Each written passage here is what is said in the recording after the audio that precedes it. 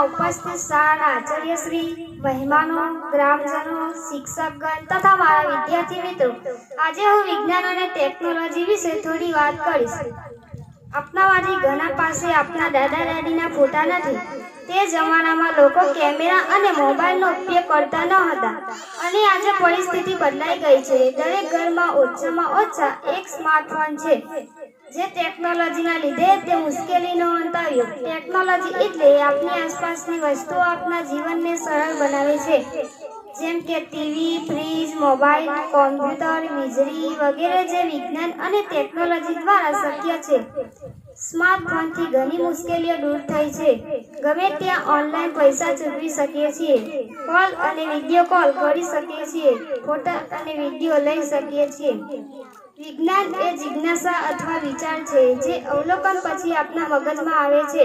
વિજ્ઞાન એ હકીકતનો સંગ્રહ છે અને આ તથ્યો જ્ઞાનને ચકાસવામાં ટેકનોલોજી સહાયક છે.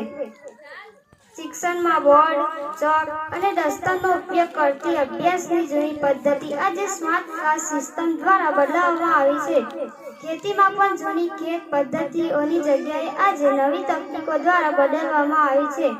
ટ્રેક્ટર, થ્રેશર જેવા સાધનોથી ખેતરોમાં કામનું ભારણ ઘટ્યું છે.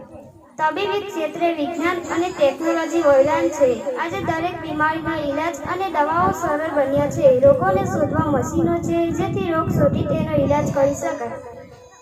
સંરક્ષણમાં પણ વિજ્ઞાન અને ટેકનોલોજીએ ખૂબ જ પ્રગતિ કરી છે. આજનો માનવી ચાંદ પર પહોંચી ગયો છે. તે પંખીની જેમ ઉડી શકે છે અને પાણીમાં માછલીની જેમ તરી શકે છે.